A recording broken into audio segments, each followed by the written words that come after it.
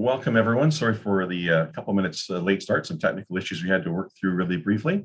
Good afternoon, everyone. My name is Trevor Wally. I am the program coordinator with AgSafeBC, and welcome to today's Lunch and Learn Mental Wellness and Agriculture session. Today's topic is family.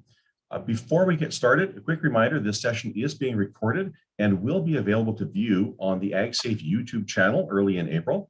And also a quick note about your privacy. Your cameras and microphones have been disabled for the session. We welcome your questions and comments. However, to maintain your privacy, please use the Q&A tab at the bottom of your screen and not the chat box at the bottom of the screen.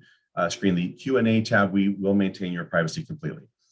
Only the host and the speaker will be able to see the questions, and they will not appear in the recording.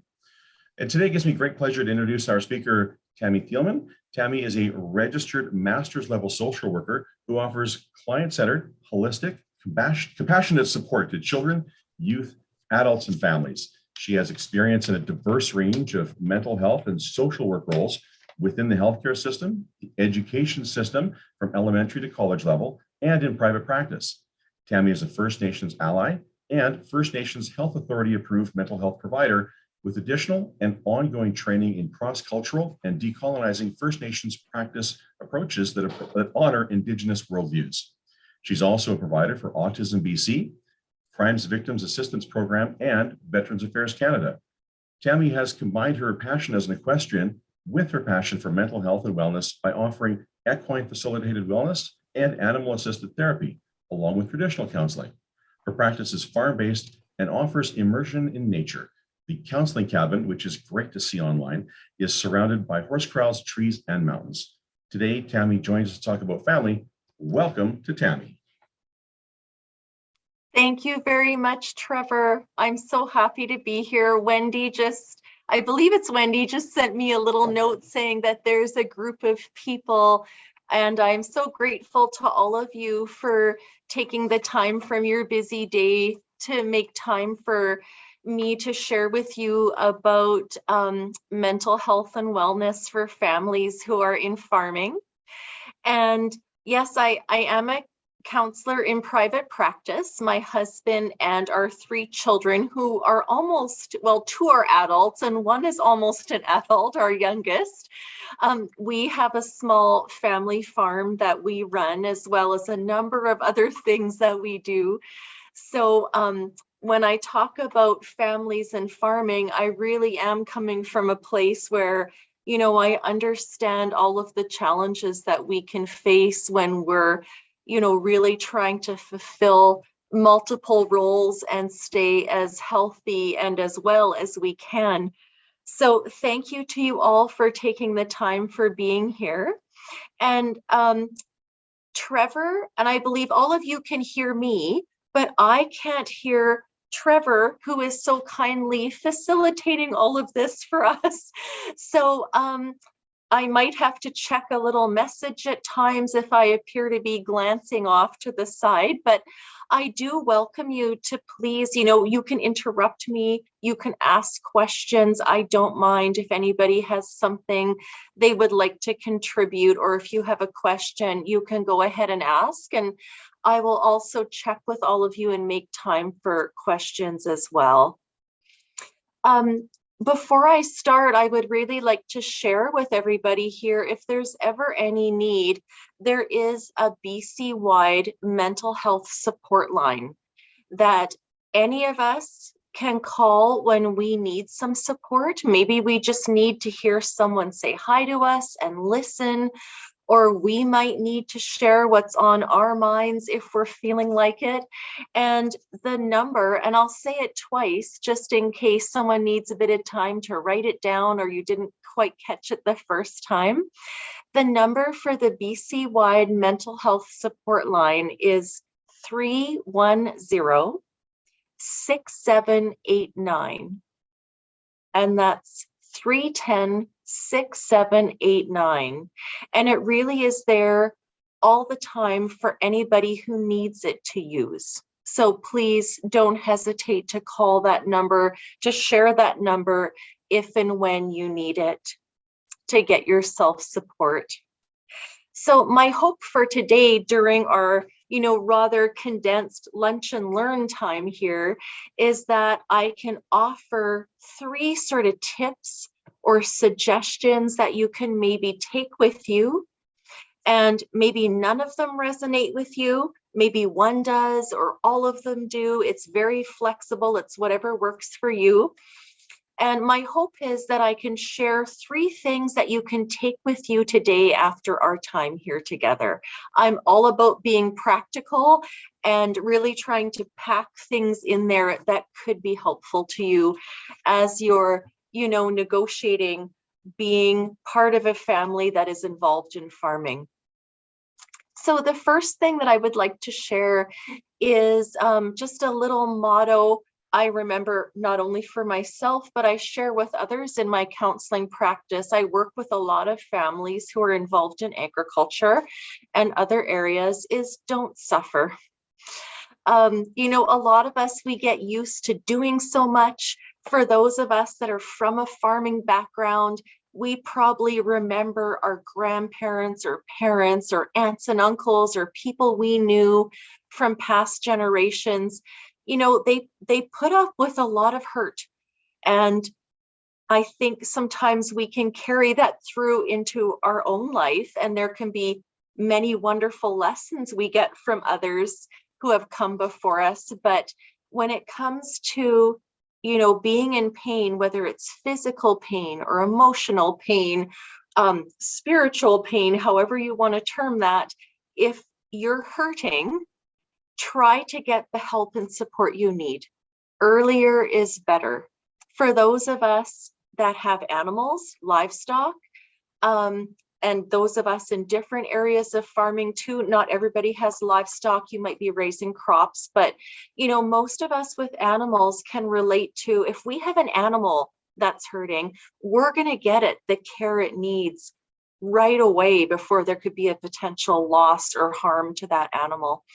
So, really include yourself in that care that we, so often give to our livestock, our crops, our equipment. What do we need as the farmers? I'm a big believer in the saying, no farmer, no farm. And today we're talking about families. It's very true of the farm family as well. No farm family, no farm, right? So we spend so much time looking after who and what we need to look after. And I think it's really important that we include ourselves in what I call that circle of care. And also, I think it's so important with families, we have members of all different ages. We can have small children and youth. There may be a blended family component. I know lots of families where, maybe the parents have separated or divorced. There can be blended families, maybe on each side. One or both may be involved in farming of all different types. So, a family can get pretty big and more complex. And really looking after one another, I think, is so important. So that's one message that I would really like to offer out there for you today, which is don't suffer. If you're in some kind of distress, even though it can be challenging and difficult sometimes, especially in rural areas, to find the support we need, you are worth it. You are important and you deserve to have support, whether it's about a physical injury, a mental health issue that you're experiencing, or both, or, what you might call a really high level of stress. All of those are important needs.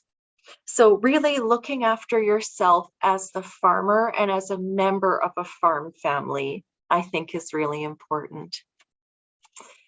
And the second message I would like to share today is that what I've noticed, from my own family with our involvement in farming, and then from many of the families I support who are in farming, is that, I can remember past generations where, it kind of seemed in some ways a little simpler in that farming was it. Farming in, many circumstances was kind of what people did mostly, where now I think it's usually much more complicated than that. We often, as farmers, have multiple roles.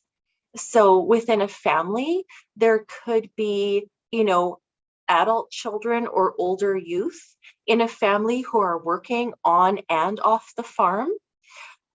Parents or adults in the family, maybe also both or one of them working on and off the farm. So we often have kind of many different, often competing roles. In past years, I used to work in the public mental health and healthcare system. So I did a lot of shift work. I worked evenings and weekends and holidays. And, for those of us that have worked or currently work in shift work, I think that can really have a bit of a ripple effect through the family, in that if there's one or maybe more family members who are impacted by, some sleep loss or lack of sleep or a high stress role off the farm as well as on the farm, because that can of course be stressful too. That's just kind of, it adds some layers of complexity and maybe some more challenges for families. I support a lot of folks, and in our area, we have, many smaller farmers who may volunteer in different capacities, whether it's for children's activities at the school or different clubs that their sports they're involved in. There's search and rescue in the volunteer fire department. And so some of the volunteer roles can be kind of urgent response. They're on call. They can be quite stressful. They may be exposed to some traumatic events. So, kind of keeping in mind that if you're one of those people who is volunteering and helping and taking on different things as well as farming, what you're doing is a lot. So really giving yourself credit and maybe just taking that time to realize that, hey, this is a lot for us as a family to be doing right now. And if you're getting calls to go to, different events, or you're helping with different things, or a mix of all of that, it's a lot more than only farming, isn't it? So maybe just what we get used to as just being, our normal life, right? We're out there working and doing all the different things that we do as family members, as farmers, as community members. Maybe just stopping to kind of, check in that, yeah, actually, I'm doing 5 different things kind of all at once. And that might just feel like your regular life to you, but by all accounts, it's a lot that you're doing. So to help with that, just kind of keeping in mind that you may need to, if you're farming, if it's harvest time or calving time or lambing time, or a certain, what I call kind of a crunch time or a busy time in your farming cycle or season. And then you have calls to different things that you need to do that you're involved in. Maybe if you're a member of search and rescue, you're responding to something urgently and helping out the community. Just keeping in mind that you might be more impacted by stress. You're getting less sleep. Maybe you're not able to be there in the way that you would like to for your family. You might not have as much patience or, as much time if you're kind of being pulled in other directions with other roles that you're involved in. So give yourself credit. All the different ages of family members can have a lot going on and off the farm. Something else that I wanted to share is something that I've come across more with families who are involved in agriculture, is that not everybody in the family wants to be in agriculture, or not everybody in the family may want to farm actively or as much as some of the other family members. And this can be a tough thing. That's okay. I've, supported folks who were really sad that one or more of their children really wasn't into farming, didn't want to take over the farm, didn't really want to, go to 4-H or different events like the other children or child did. It's kind of appreciating that, well, adults may be really involved in farming. You might be new to farming, or there could be a whole kind of family heritage there of farming that you're trying to pass on. Not everybody in the family may be open to that. And that is okay too. But it can bring up sometimes some feelings of grief, some kind of mixed emotions. Some farmers I know are totally okay with, our kids aren't really into this, or one of them or some of them aren't, and we're good with that. I think it's kind of appreciating that, everything we do for our children, they will take forward into maybe very different areas of life, and that's okay too. It sometimes can be more complicated or more demanding if different children or different people in the family have different interests off or outside of the farm. You want to try to support that and appreciate them being an individual and doing things they appreciate and are interested in. Yet also, there are probably certain times when we have to maybe say, you know what, I know you really don't like helping with vaccinations or sorting or haying or whatever the job is on the farm, but we really need a hand, or I really need your help, or maybe could you do this while we look after this farm work that you're not really into. So it's kind of allowing for that difference within the family around farm activities and interest level in farming and agriculture, but also still doing things together as a family, I think is so important. But I found that to be, kind of a tricky area for a lot of families where sometimes, not all the time, but sometimes there's a lot of hope that all the children or, everybody in the family will really, really love farming and want to be involved. And that's not always the case, as some of you may know and have experienced. So just doing your best to invite everybody to be part of it if that's what the family would like, but also allowing for individual interests, and that each member of the family may have something really different that they're contributing to life on the farm and all that goes with that. Something else I would like to share when it comes to farming and families is that, we're living in complex times, and it can be really challenging for some families that are going through, high stress times. There might be separation, divorce, that brings up a lot of financial questions around what's going to happen to the farm, or, well, there's that change going on with the adults in the family. The kids may have a lot of uncertainty around, are we going to keep our animals or are we selling some? How much is changing? Is one parent, for example, going to move off the farm and find another home? Will the farm have to be sold? There can be so many questions that come up when negotiating the, all the difficulties around the complexity around divorce, separation for farm families. Just really looking after yourselves and each other as best you can during those times, because they certainly can add additional stress for families, I've really noticed in my practice.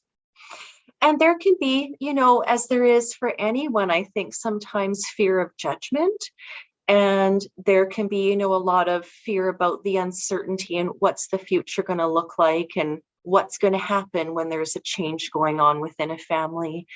Some other areas of stress that families can experience could be if there's, aging grandparents or seniors, elders in the family. That can add another component of, our loved ones who are older and need help and support, and you're trying to run a farm and look after your family, and then also help out maybe grandma and grandpa or auntie and uncle.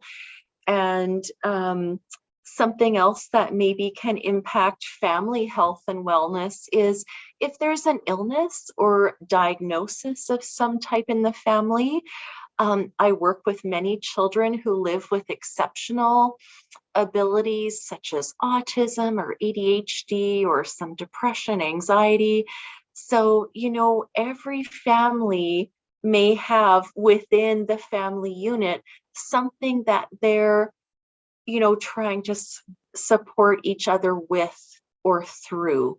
So I think the more we can recognize that, we're doing a lot as we farm, trying to look after ourselves and each other. I think that is so important. Another area that can be quite challenging for farm families is a farm transition. So if, there's maybe parents or grandparents or, kind of some elder family members, maybe not so elderly at all, but they're looking at passing the farm on to another family member, that can bring a lot of things up. Maybe it's one adult child who is wanting to take over the farm, but there are three or one or however many other adult children who maybe they're not really into farming and don't want to take it over, but what are they going to get? There's a lot of questions that can come up around having a farm. Maybe it's really big, maybe it's quite small, or all sizes in between. There can be a lot of different factors to consider when it comes to farm transitions in families. It can bring up some conflict, and it can bring up a lot of different viewpoints and values, and what we hope would be a smooth process can become quite a complicated one. That also brings up like financial factors and other things as well. So just really kind of appreciating that if there's a farm transition going on, that can be a complicated and often quite a prolonged process too. There's a lot of different factors involved in a farm, actually the farm operation, whatever that looks like, transitioning from one owner, so to speak, to another within a family. Or, sometimes it's a little more diverse within a family. There might be numerous family members taking over an operation, and then that can look different again. So I think just, really giving ourselves credit that what we're doing isn't easy in many ways, right? Farming can be quite a demanding role. So that second takeaway piece is, really allowing for everybody within the family to be themselves. Appreciate each person as an individual within farming and outside of farming as well. And I'll just check, is there any questions or anything anyone is wondering about? So while she's just reading off to the side there, I'll read this out for everyone here. The question that came in was, we live in a rural area with limited resources. It can be hard to find counseling where people won't find out about us, privacy issues. I don't have time to leave the farm for a big drive. What can I do? Okay, thanks, Trevor. So the question is about, accessing help when you live on a farm. And I get this, I live half an hour out of town myself, and I know a lot of people live maybe a little closer in. Many people live farther, much farther out than that. And I completely appreciate that. If we need, whether it's medical care, or mental health care, or all the different appointments and things we're trying to do for ourselves, our families, children, grandparents, right? We're trying to help people get different places. It can be really challenging to try to get away from the work we have at our farm to go and attend to appointments in town, and then be coordinating taking, if it's not for ourselves, for whoever else it is for or with. So what I'd suggest, and like I'm referring to counseling here, but there are other services as well. And I know sometimes Wi-Fi is a challenge. I get that too. But I think in many ways it's come quite a long ways. The mental health support line I suggested, the 310-6789 BC wide. It's available all the time for whoever needs it. Many crisis lines or mental health support lines, you don't have to be in crisis to call. You can just call when you need to. They're like a warm line. So whenever you need to phone, you can. It doesn't have to be a crisis per se. They often offer like a referral service, so they can make suggestions for who's in your area, different providers. If you're like me, you live maybe by a very small rural town or towns, and there may not be much for services. That's one of the realities we live with, right? So in that case, maybe we're trying to access something, by telehealth or by phone. Maybe we would really love to see somebody and connect with them in person. And I'm a big, huge supporter of that. Interpersonal piece is really vital for health and healing, but sometimes we have to go with what we've got. So it might be using, a 24-hour mental health support line, or just, finding out who is out there in our community, and, what would it look like to try to fit in that time for ourselves to get the support and help we need. I hope that answered the question a little. Anything else? I have a little more. So one more that came in. We'll try the same thing again here. The question that came in was some commentary on a question. I have young kids under the age of 8. During the rains and the floods, I try to protect them from the worst news, keep them safe, protect our farm, etc., etc., etc., etc., etc., 6 etc. I know we didn't have the time they needed from us and that they were very stressed. A few months after the event, what should I be looking for in my kids? Thanks, Trevor. That's a wonderful question about, how do we look after our littles? That was about, young children 8 and under, or whether they're 10 and under, or 12, or maybe they're youth, ourselves. Signs like lack of sleep, interrupted sleep, nightmares or kind of night terrors, lots of reassurance seeking. Are we getting a lot of questions, mommy, will this be okay? Mommy, what about this or what about that? And it's a lot of they need and want that reassurance. Sometimes it's very, very repetitive, even more so than usual for a younger child. There might be something I call, when I work with children, a worry tummy, or, an upset stomach. They might, be making lots of trips to the bathroom, or just not be able to eat very much. So having that upset tummy is often how children, without even, because they may not have the language, often don't have the emotional language, and which is one of the things, myself as a counselor, I try to help children, adults, acquire, is how do we tell others who care about us, I'm hurting, I'm struggling. So there could be a lot of concern, upset tummy, maybe kind of, being really tired at times. They're not really maybe sleep deprived. It's almost a form of sort of checking out, numbing out, and they're just really a bit dozy or sleepy. And things you can do, or they also could be quite highly anxious. You might see your children, it often comes out with children in behavior, so they can't maybe really tell us a lot, or maybe they can tell you quite a bit, but they're also going to show you in behavior, and they don't even know they're doing it. Sometimes they might fight more with siblings, be a little more resistant with you as a parent, and just have a lot of fears overall. You might see kind of like a very generalized fear of what's happening out there, with flooding, fires, the heat wave. What we had happen here in BC there could be a lot of fear around, could this happen again? And that as adults is so hard for us to answer for them.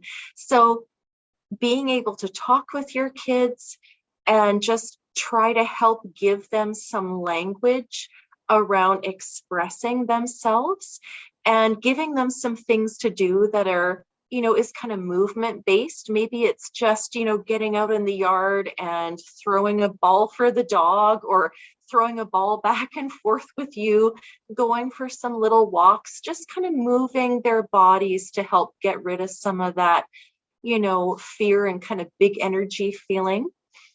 And then spending time together.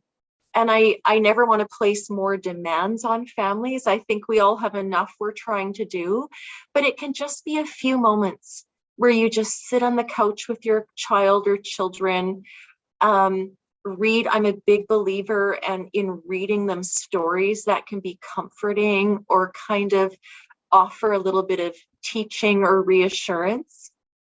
So that time in together is really important. I hope that answers your question. Yeah, that was a great answer. Thanks, Tammy. One more from a viewer that just adding a note to the previous question about counsellingbc.com, a directory for counselors, psychologists in BC, also available via Zoom as well. I just said that to Tammy, who can't actually hear me, but I'll let her add on to that. Right on. Yeah, there's a number of online resources, and sometimes it's just, getting to a spot where you have some Wi-Fi and doing a bit of research. Actually, carving out, maybe it's 2 minutes or 10 or 20, and just taking a look at, okay, what can I find out there for myself? If I'm needing counseling or I need a telehealth appointment for something here or there, it's looking at what's out there, what might be the best fit for me, and going with that. And I always encourage people, if you try to reach out and you don't connect with a healthcare or care provider, it's kind of a bad experience. Don't give up, try again. There's somebody out there for you that will help you. And so it doesn't always happen right away. Keep trying, don't give up. You are worth it. I have a little more to add here. My third takeaway tip, if that's okay, I'll go ahead and thank you. So the other, tip I would like to add is it's about self-care and getting rest. I think that is so vital for us as members of a family. For those of us who are the adults or older, we can be role modeling for the children. This is how we look after ourselves. This is how we stay as well as we can while we're doing all the things that we do in our life, including farming. So we really want to be role modeling self-care. When I first heard that term, I thought that's kind of a new age term. Like, the farm folks in my family, I don't remember them doing a lot of that, right? But now it's a term I use all the time, I think, because it's so important. The more we can look after ourselves, the more we can look after others, including everything that we're doing on the farm. Farmers do so much. I think we can get used to quite a high level of stress. It's just, we don't think about it. It's what we're used to, and we're used to coping and doing. We're action oriented, goal oriented. And, you might have friends or family who say, hey, you do a lot, but to us, it's normal, right? That's quite common within farm families. So I've had a lot of folks tell me, and I get it, where they say, I don't have time to, nap for 2 hours a day, or I have to do this, this, and this. How do I build in self-care? So I'm a big promoter of little, small moments often. And it can be in and about and throughout your workday where, have you just had a chance to sit? And maybe you have time for a cup of coffee, or maybe it's just sitting on a hay bale and just taking a look around where you live without any work, a list of to-do things. just appreciating your surroundings. So it can be just a few minutes throughout the day. It gets to be a habit, and our nervous system gets to depend on those moments of rest. So just, keeping in mind that there's different types of rest. We might need some emotional or spiritual rest, however that is for each person individually. We might need time out, away from people and everything, time off the farm. We might need time in with others, where we're just connecting with our family. Maybe it's not farm related, maybe it is. Just really allowing for, what do I need? It's not always a nap. It can just be, taking a few minutes to just have a bit of downtime.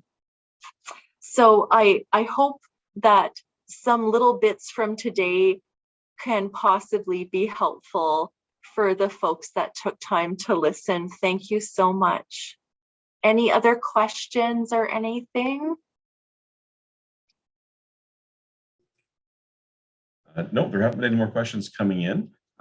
So thank you very much to Tammy. On behalf of AgSafeBC and on behalf of all those attending today, I'd like to thank Tammy very much for your time and all of the great information you shared with us. If you'd like more information about Tammy, her practice, and some great photos of the farm, her horses, and that counseling cabin, you can visit her website, townandcountrycounseling.com. And a reminder to everyone here that this is the 5th of our 6-week mental wellness and agriculture sessions. If you haven't signed up for the final session next week, please do so. You can visit our website, agsafebc.ca, for links to the mental wellness and agriculture sessions, as well as a wide variety of health and safety information for farmers and ranchers in BC. Take care, stay safe, and we'll see you all next week.